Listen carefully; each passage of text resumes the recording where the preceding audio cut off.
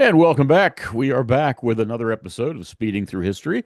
And once again, for the second week in a row, we are joined by Dave Kohler. Dave enlightened us with a whole bunch of history last time, and we're going to get to it again. We're going to concentrate on a few things that were part of Dave's racing career and life, or involvement in racing in life. Going to let him start talk about his involvement in the Jennerstown Speedway. Now, I know you had an involvement in Jennerstown. Was it during the time of dirt or asphalt or both? Well, first off, Jim, it's good to see you and thanks for having me back. No, it was actually during the asphalt era. The track had been paved. I think I came on board this maybe the second year that it was paved. I think Mike Nelson had been doing the announcing the first year, and then he brought me along in the second year of the paved racetrack. So quite honestly, I never made it to Jennerstown when the track was dirt. Hard to believe, but I never ventured up the mountain, and I spent plenty of time on the mountain when I became the PR guy there and had to work there. So, a great track. Watching video and talking to people, it was a great track and it was a dirt track, and it's equally as nice of a racetrack as a paved racetrack. And it was under good ownership in the Lasky family, and it's under good ownership right now with Larry Heminger and Martinelli and the group that are up there now. I don't know who all is involved with Larry, but Larry does a great job promoting the racetrack, getting people in to help promote it, and they've got a great schedule lined up for the new year. Yeah, I know. Again, I'm like you. I never made it to Jennerstown when it was dirt. But anytime I have been there, and I know, of course, it had a very sad part of its history when it was shuttered for half a dozen years or so, and it got damaged and destroyed and Yeah. vandalized, and all the copper and electric was taken and everything else. But that aside, and you can certainly address that if you'd like, but that aside, Jennerstown to me was always maybe the nicest show place for racing in Western Pennsylvania. It had a feel like a high level NASCAR track. It was just so nice. Well, of course, the track was sanctioned by NASCAR under the Winston Racing Series back then. So, it was the pinnacle of short track racing, asphalt racing in the country. Um, the NASCAR Busch Series North Series came in, the NASCAR Modified Series came in, the ISMA Super Modifieds would come in and race. And then we had a really strong weekly program that raced at the Speedway with the late models, the street stocks.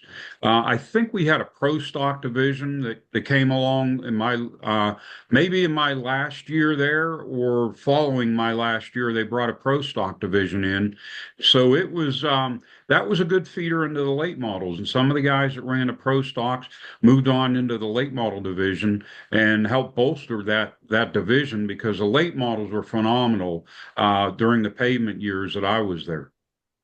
One of the divisions that ran there, and I don't know whether they ran there when it was dirt or not. It seems to me what we were calling the E-mods at the time came in after the track was asphalt. Do I have that right?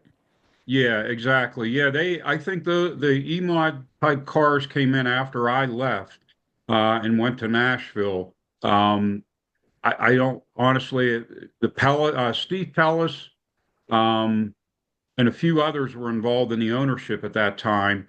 And they brought in the E-mod type cars, and they still continue there to this day. So it was a successful endeavor. And I think Don Gamble even brought them into the Motordrome Speedway when he was involved with managing the Motordrome Speedway as well.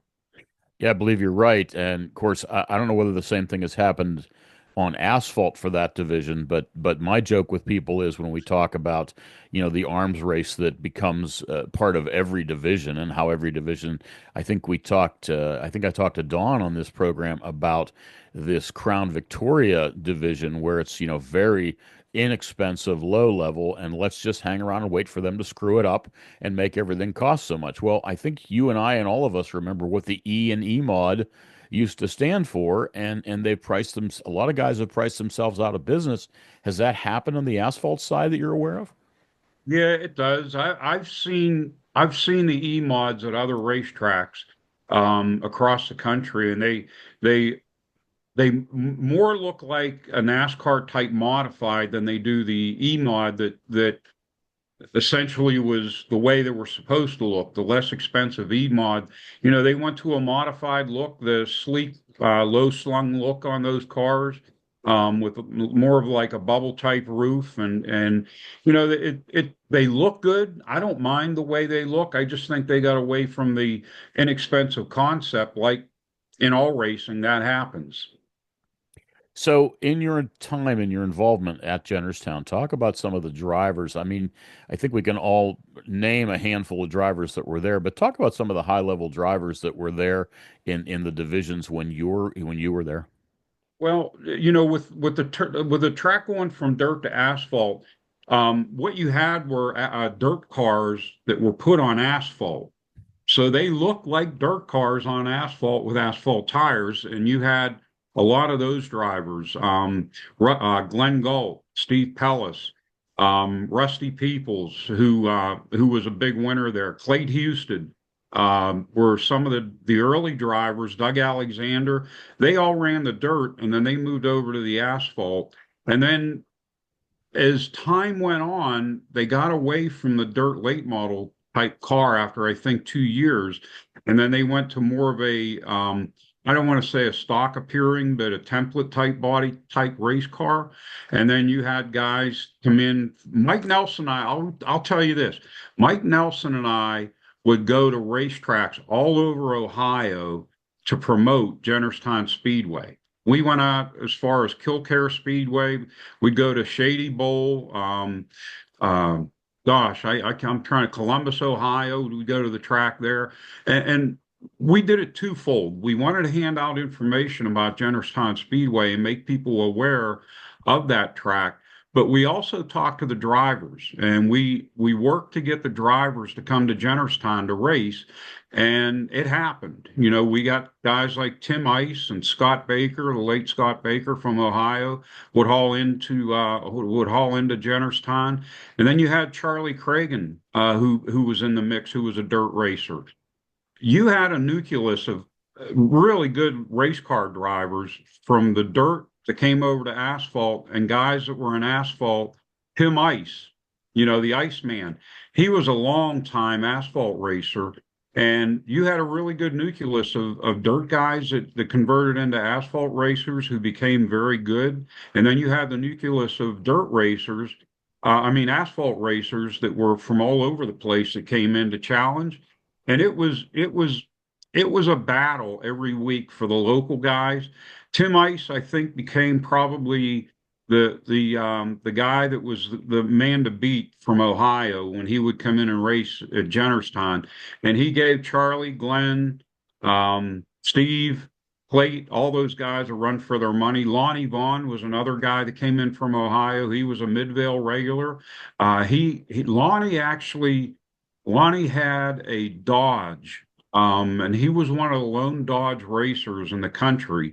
And he would come in and race. It was a white 03, if I remember. Lonnie, I think, has since passed away, but it was just a really good nucleus of race car drivers from all over, plus the local area. So you've promoted at a couple of tracks, you've been around management, you know what it is to run a track. And those of us that were paying attention at the time, we were very well aware, of course, of the structure of the NASCAR Winston Racing Series, which sort of unified tracks all across the country with a regional point system. Uh, Easy or hard working under the NASCAR umbrella? Well, it was exceptionally good to work under the NASCAR umbrella because it gave you the credibility of having the name NASCAR attached to your racetrack. People never thought that, but it was the case. It afforded more money to the racers.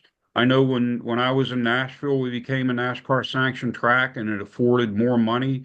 The tire deals that came about that helped put money into the purse and into the point fund and so on. So yeah, I think the recognition was such a big thing, locally and nationally, that NASCAR was without a doubt the best thing that happened to Jennerstown Speedway, and then Motordrome followed suit, and they became a NASCAR sanctioned track as well. I think around here we were in the Northeast region. Does that sound right? Exactly. Yeah, it was the Northeast region of the NASCAR Winston Racing Series. Dee Pellis, Glenn Galt, they did their share of winning that regional title. I think Charlie Cragen won it. Um, Tim Ice may have won it. I was gone by then, and I think he may have also won it at one point. So yeah, it was the guys from Jennerstown easily were strong contenders for that or winners of the Winston Racing Series Northeast. And I think at one point, one of them came very close to winning. Glenn and Steve probably came the closest to winning the national championship as well. Somewhere in the, I would say, early 90s, I had some involvement, and by involvement, I should say friendship, with a race team. Gentleman's name was Wes Troop. He raced out of a little dump called Old Dominion Speedway in Manassas, Virginia, and I'm sure, that was part of the Northeast region as well. And I think Wes Troop actually won the Northeast region one of the years I was, remained friendly with the family and and some of the race team that was there. But you talk about credibility. I mean, Old Dominion was kind of an older, rundown sort of a speedway, but again, they hang that NASCAR banner at the front gate, and I think that changes the face of the place, doesn't it?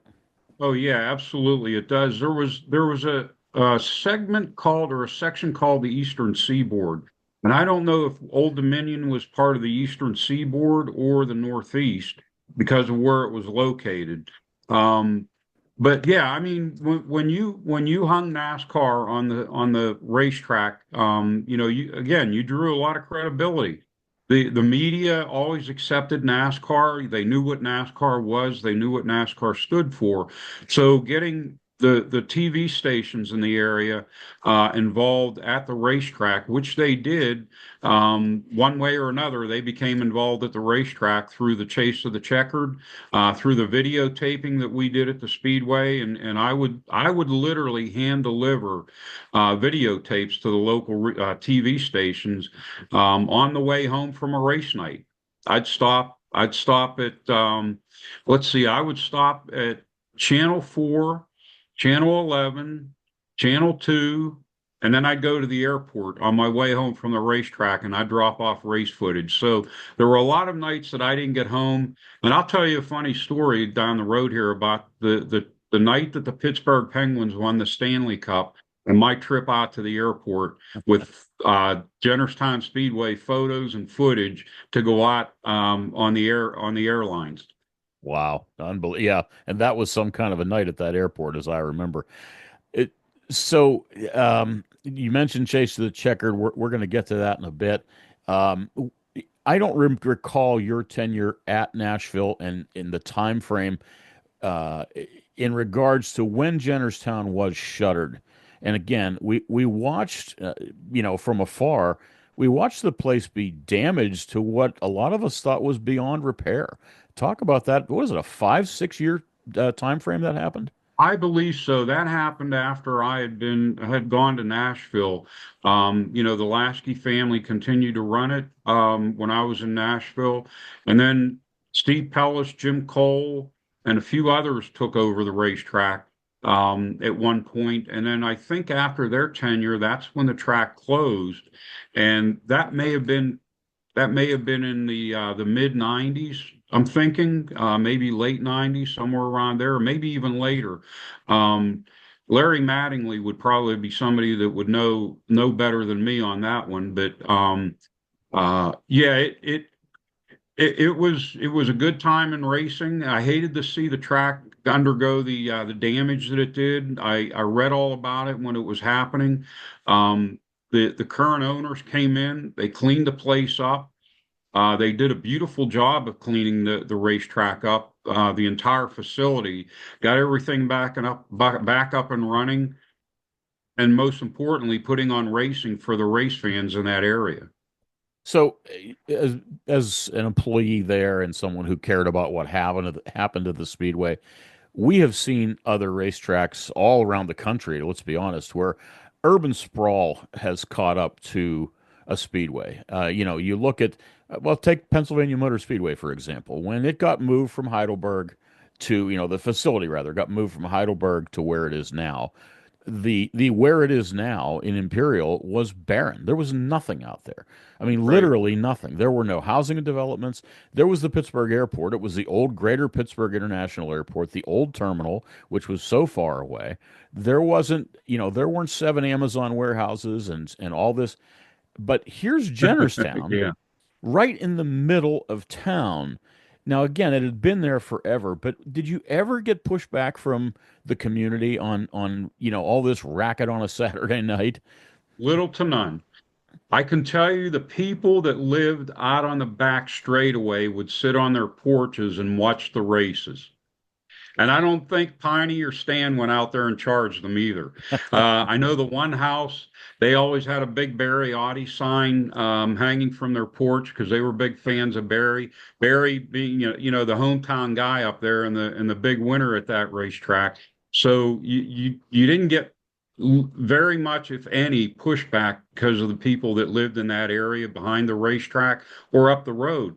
There were a lot of people that in that area that owned businesses that got involved in the racetrack, whether it was an ad in a program or they bought a wall sign or whatever. So no, it was pretty well accepted. That's not a metropolis, it's not a big area. So having something like that bringing in people that spend money, which they did, the tax dollars that came into that area, which was always a good thing.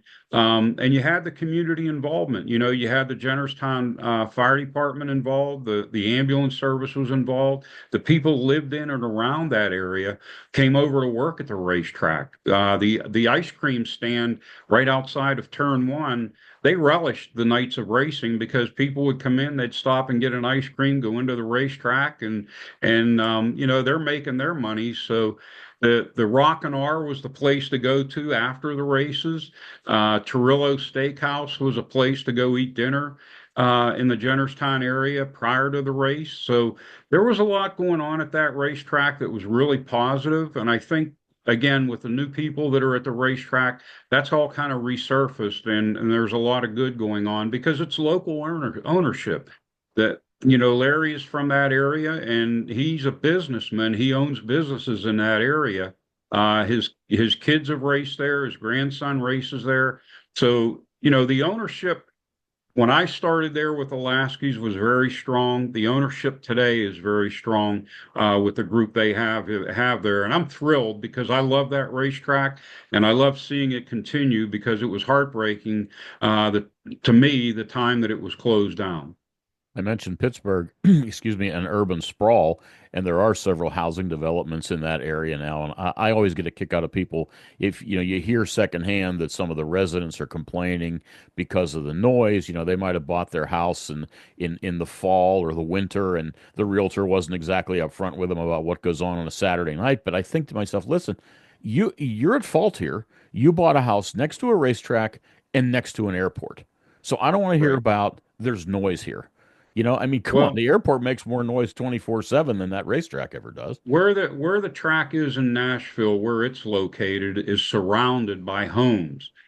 And that's a battle they're going through right now. We went through it when I was there, but it wasn't as bad as it is today. You've got not only the homes and the people that live around there, they're moving in, but they built apartments behind the racetrack on the fairgrounds property.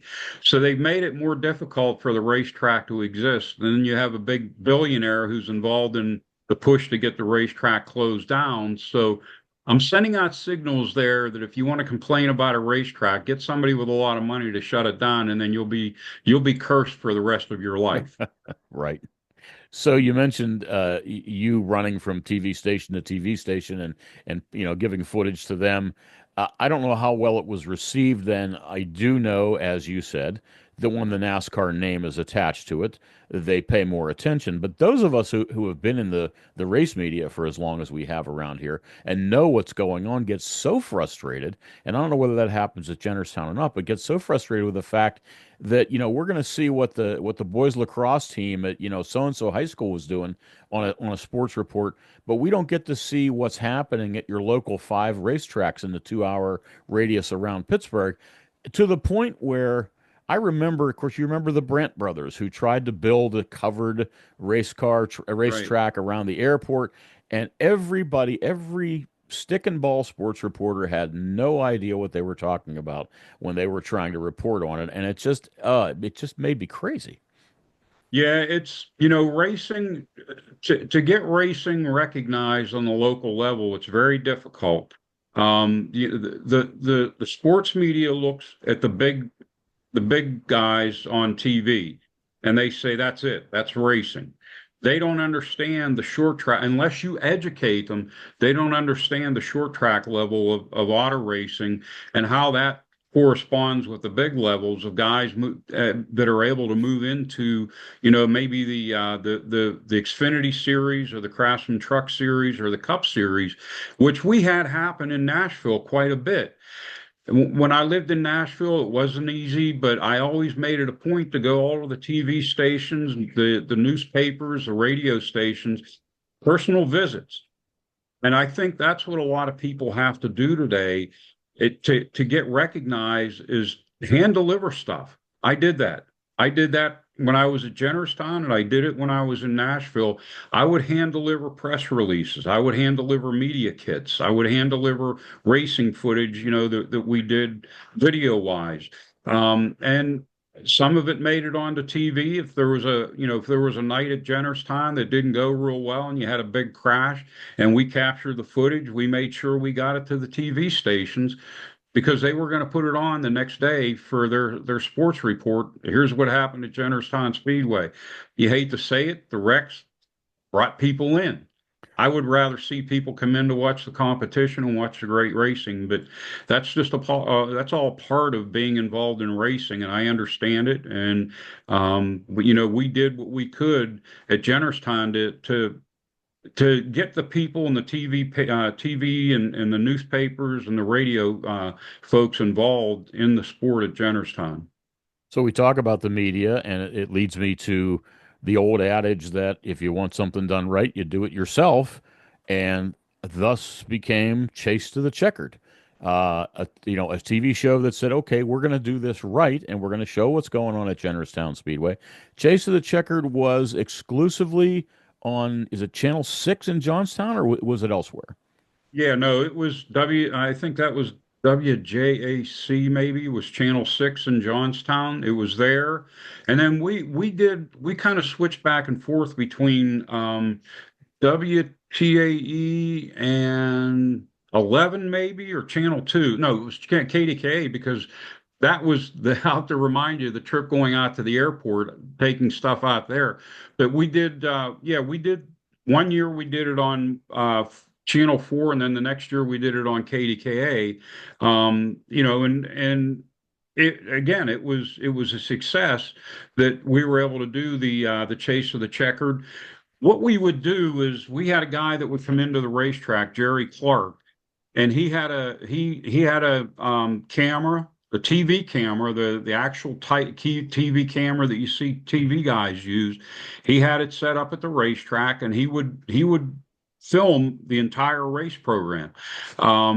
Early in the day, he would meet Mike Nelson at the racetrack, and we'd get on into the pit area, and we'd do what was called an opening to Chase of the Checkered. Mike and I would stand on the racetrack or stand in the pits or stand in the flag stand or in the grandstands or whatever, and we would do the opening to the show.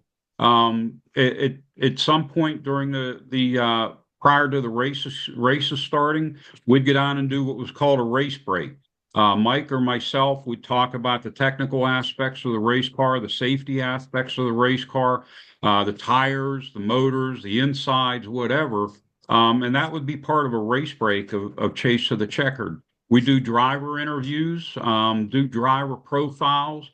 I put a lot of driver profiles together that we would introduce on the show, and that would become part of the Chase of the Checkered. Actually, you can still see Chase of the Checkered on YouTube. I think there's some shows out there.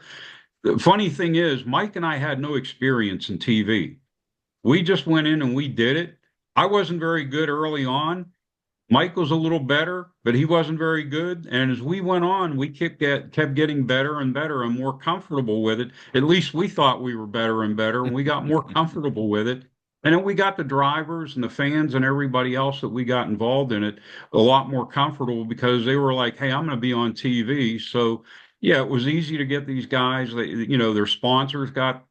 Their sponsors got their plug because their car was on TV, and then that driver would mention it on top of it. So it was good for everybody, the Chase of the Checkered program.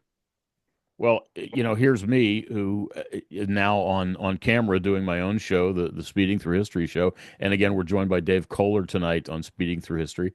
After years of being told I have a face for radio, I find myself looking right at a camera here every week as well. So Chase to the Checkered was so well put together, but you think what we have evolved to now with streaming and how Chase to the Checkered and other shows like it around the country, and there were several. And I know, like up around Lake Erie, when Lake Erie Speedway was active, that was on Channel 24 in Lake Erie every Saturday night at 11 o'clock. There Right. was highlight show from there. So all around the country, there was this, smattering of Chase to the Checkered type shows. Now, we're watching everything live. If you choose to buy the service, Flow is one of them. Around here, you have the Cushion at Pittsburgh, and I think it's Dirt.TV at Lernerville.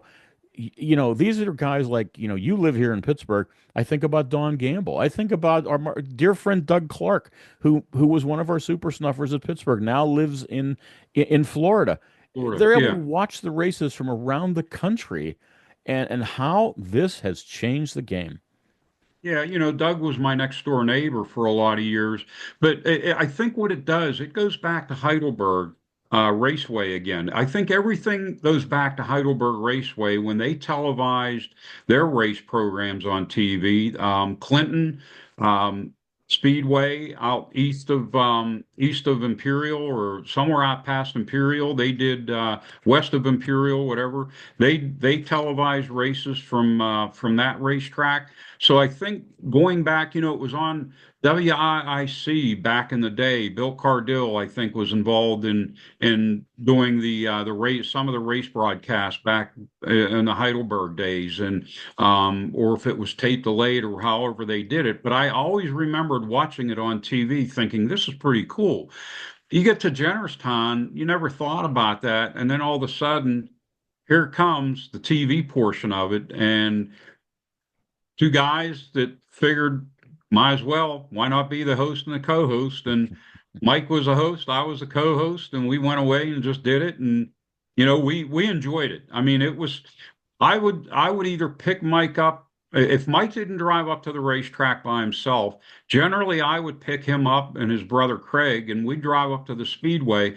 And on the way up, we'd brainstorm about who we wanted to interview, what we wanted to talk about, what our race breaks were going to be about, what our driver profile was, who that particular driver was, or if it was a safety official or a tow truck driver or a flagman or whatever.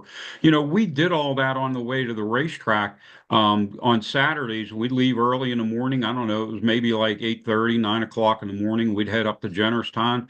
A lot of times, like I said, it was 3 and 4 in the morning when I'd get home the next day. So it made for a long day, but it was always fun, and we were able to get a lot of accomplished, brainstorming on the way to the racetrack. Here we are. Everything is live on video if you choose to, for pay for one of these services. But even, let's move over just to the internet, Facebook, and everywhere else. I know Don Gamble has changed the way he does rapping on racing because, by Monday night, everyone has known who won which race at which racetrack, literally within seconds of the checkered flag flying. So, certainly the game has changed for everybody like that. And is it for the better? I assume it is. But I go back to thinking about guys. I remember was it Walt Weimer, Dick Curry, a couple of people talking about finishing up their story at Lernerville on a typewriter, running out of Lernerville and driving it to the Post Gazette to the copy editor that would rewrite it, get it printed, and it would go out in Saturday morning's paper. I mean, think of how far we have come in Yeah. in just what, 4 decades, maybe? Yeah, segue into my trip out to the airport. The last night, the night that the Pittsburgh Penguins won the Stanley Cup, I was at the racetrack and I'm listening to the broadcast. And before I left the track, I remember John Steigerwald saying the plane should land in Pittsburgh at this particular time. I thought, great, they'll land. By the time I leave Jennerstown and get out to the airport, the place will be empty. Boy, was I wrong on that one. Man alive. I drove out Parkway 376, I guess, today, but I drove out the Parkway to the airport. I don't, it was before the new airport was built, so it was the old airport. Before I even got within 5 miles of that racetrack, there were cars parked on the interstate, people standing on the interstate because the Penguins bus was going to be coming through, and they wanted to be standing there cheering as the Penguins bus came through. Well, they hadn't landed, and the bus hadn't come through, and the traffic. I sat in that. I didn't get home until 6 o'clock in the next day from like 8:30, 9 o'clock the day before because of the holdup. I'm sitting in my van trying to patiently get through this. And the Speedway van, I had a white van that I carried a racing display for Jennerstown Speedway, and it had the Speedway name on it, but it had sponsor logos and it had KDKA and WJAC on it. And I'm sitting there, and people were coming up to me, pounding on my, put us on TV, put us on TV. And I'm like, I'm not KDKA. Well, you got to put us on TV. And I'm like, I'm not KDKA. I'm Jennerstown Speedway. Read the name on the side of this Oh thing. my. Another funny thing, one day I had finished up work at during the week at Jennerstown, and I when I drove home, and it may have been one of the Chase of the Checkered shows because when we did the Chase of the Checkered, on a Tuesday, I think it was a Tuesday, Mike and I would drive to Johnstown, sit in Jerry Clark's studio, which was his house, his downstairs, and we'd do the dubbing of that race. We'd do the voice for the tape delay part of it. We'd sit on a couch, and Mike and I would have microphones, and we'd call the race as we were seeing it. So it would go, it would be filmed and go on TV.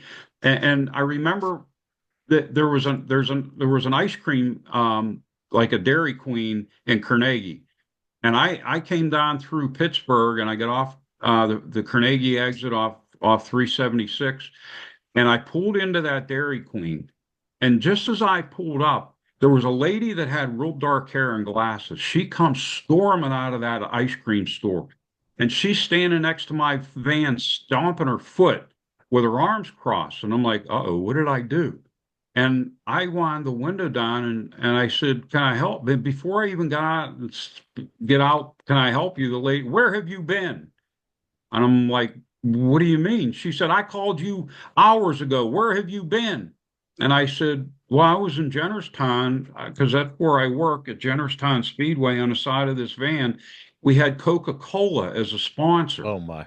and we had a Coca-Cola logo on the race car, or Pepsi, I'm sorry. We had Pepsi as a sponsor, and the Pepsi logo was on the side of the van, and she saw that, and apparently their Pepsi machine broke down, and she thought I was the person coming to repair the Pepsi machine, and she was all bent out of shape at me because it took so long for me to get there. I never did fix the Pepsi machine. Dave, we're just about out of time. We have to wrap this up. We have been joined by Dave Kohler and all of his stories. Dave, we're going to have you back in the future. We have a lot more guests we want to get into speeding through history. There's a lot of people out there that want to tell a lot of stories, and we do have to break this off now. I want to thank you for your time. Thank you for your stories. Thank you for what you do for all the race fans out there in keeping these stories alive. Well, it's been a lot of fun. I hope people enjoy it. I know you posted it on Facebook and a lot of people enjoyed it, which is a good thing. I like to see that. It's just my biggest thing, get out and go to the races. Don't sit at home and watch everything on streaming, YouTube, or anything else. Get up, go to the races, take your family, enjoy the races, be there and be a part of it wherever you're at. Yep. Lernerville, Pittsburgh, Jennerstown, Sharon Speedway, wherever you're at. Go to the races and enjoy it. That's the big thing. That's what's going to keep these racetracks alive. Thank you, David, and thank you, all of you, for watching once again, Speeding Through History. We've been joined by Dave Kohler. Join us again with another guest on Speeding Through History.